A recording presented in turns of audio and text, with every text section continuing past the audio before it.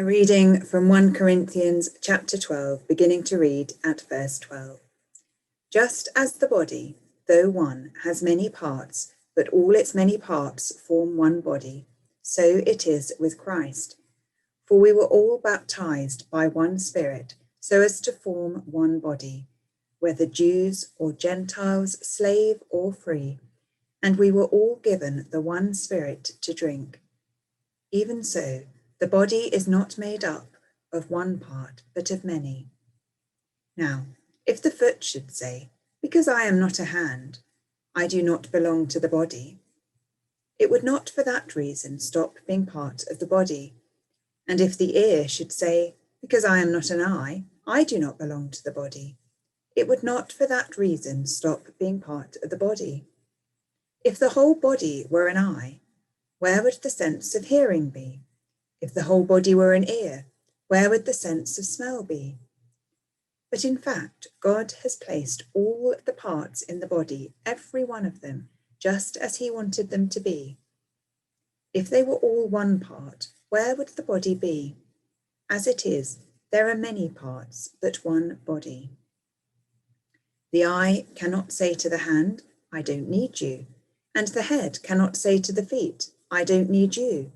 On the contrary, those parts of the body that seem to be weaker are indispensable, and the parts that we think less honourable we treat with special honour, and the parts that are unpresentable are treated with special modesty, while our presentable parts need no special treatment.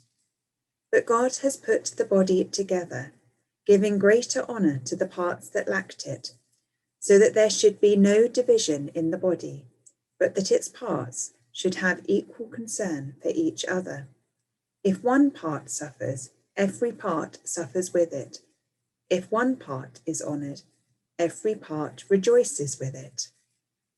Now you are the body of Christ, and each of you is part of it. Thanks be to God. As we gradually start to gather more, there are greater opportunities to meet together, little by little, step by step. Today we have an all-age communion service, a step forward. Next week we'll have Sunday school. In the last year, a great deal has been stripped back. Much of the social side of church has been affected. It was so lovely last week to have coffee after the 10:30 service in the car park. It's been a long while, and I, like many of you, have missed the activities and opportunities for social interaction over this past year. Yet, as we begin to find we are able to engage in more events and activities, it's pertinent to pause and to reflect on what we are really about as a church. Why do we choose to be part of the worshipping community here? There are many opportunities for social interaction now reopening, many clubs and societies keen to welcome people back. Clubs and societies that offer good hospitality, good refreshments, engaging social events. So what is distinct about us, the body of Christ, here in this place? We probably have many different reasons for coming here, and that's okay. I enjoy being part of a church. I like the fellowship, the welcome and the hospitality. I enjoy the social activities, and I'm really looking forward to more opportunities to develop that in the coming months. That is all good and important stuff. And as a church, we should be welcoming and hospitable. It's good to have programs and activities and social events. All those things can help to build up the fellowship, the body of Christ. Yet, fundamentally, I am here to worship God. I'm here because I believe that the gospel message is good news. I believe that the message of Jesus Christ, crucified and risen, is transformational. I believe in a gospel that brings hope, healing, reconciliation, forgiveness, a gospel that changes lives. I believe that the gospel is good news, the best news. And as Christians, we are called to live out the good news, to be disciples. God calls each and every one of us. We all have a part to play. As our reading today reminds us, we are all part of the one body. So how do we best live out the love of God? Remember, we love because God first loved us. This has to be the starting point, always. God is love. I want to see this church continue to grow and to flourish. I want to see it full with people of every age and generation, young and old together. I use morning prayer fairly regularly, and each day in morning prayer we say, as we rejoice in the gift of this new day, so may the light of your presence set our hearts on fire with love for you, now and forever. Set our hearts on fire with love for you. Let's pray that for all of us, that our hearts would be set on fire with love for God. In our communion services, the final prayer after communion says, send us out in the power of your Spirit to live and work for your praise and glory. Send us out in the power of your Spirit to live and work for your praise and glory. I want to see lives that are changed, transformed by the grace of God. I want to see the church involved in the community, meeting practical and pastoral needs, being friendly, welcoming. I want to see people encountering something of the welcome and love of Christ when they encounter the faces of this church. And in so many ways, these things are already happening. And my hope is that we will be able to continue to grow and to build on that. Hospitality is so important. Welcome, pastoral care, the nurture of our children and young people. These things matter. There are so many behind the scenes jobs that make a difference, that affect the face of Christ that people see in this church. People so often say to me that they don't really do much, but lots of people doing a little really does make a big difference. So many people do already give so much of their time and talents, and I am so very grateful for that. But it's good to take stock of where we are, to consider what part we play. God calls each and every one of us. We all have a part to play. All the parts are equally important, and don't ever think that what you can offer is no longer important within the body. I know that sometimes people find it hard when circumstances change and they're not able to be involved in the ways they were previously. It's important to note here that this isn't about the jobs we do, it is about who we are in Christ. Our part within the body is not about what we are able or not able to do.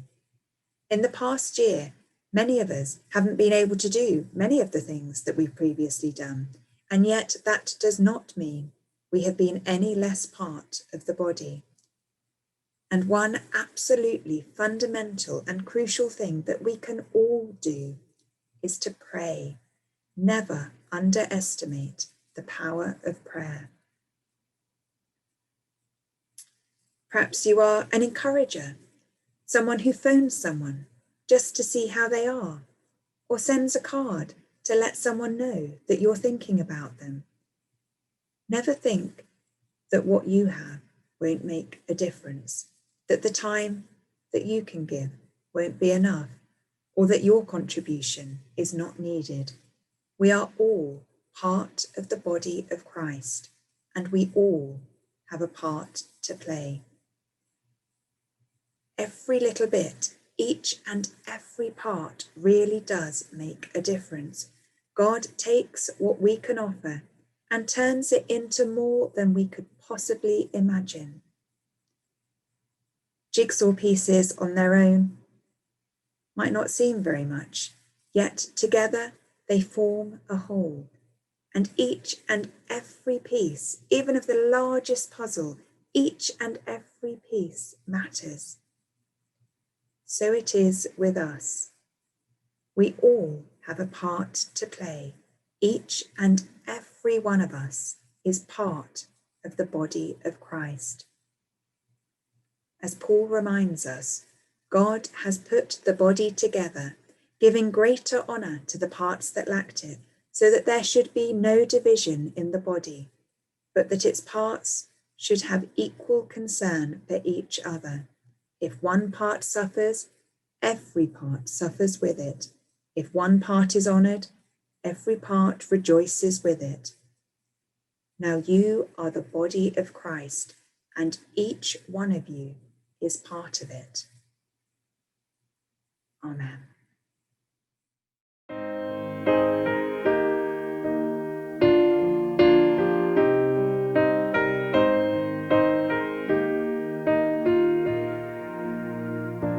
Bless the Lord, oh my soul, oh my soul. Worship His holy name. Sing like never before, oh my soul. I worship Your holy name.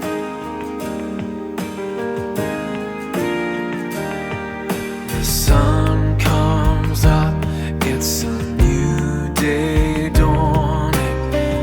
It's time to sing Your song again. Whatever may pass and whatever lies before me,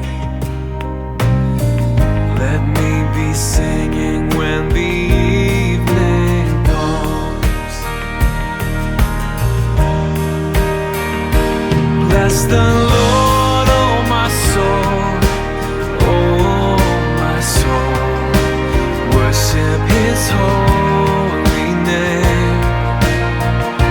Sing like never before, oh my soul. I'll worship Your holy name.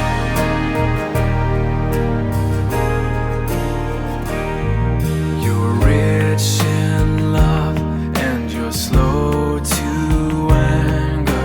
Your name is great and Your heart is kind. For all Your goodness I will keep on singing. 10,000 reasons for my heart to find. Bless the Lord, oh my soul, oh my soul. Worship His holy name. Sing like never before, oh my soul. I'll worship Your holy name.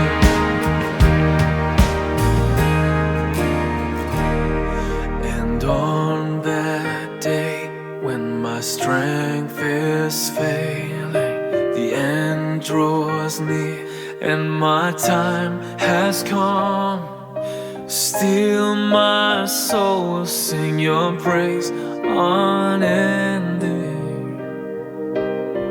10,000 years and then forever.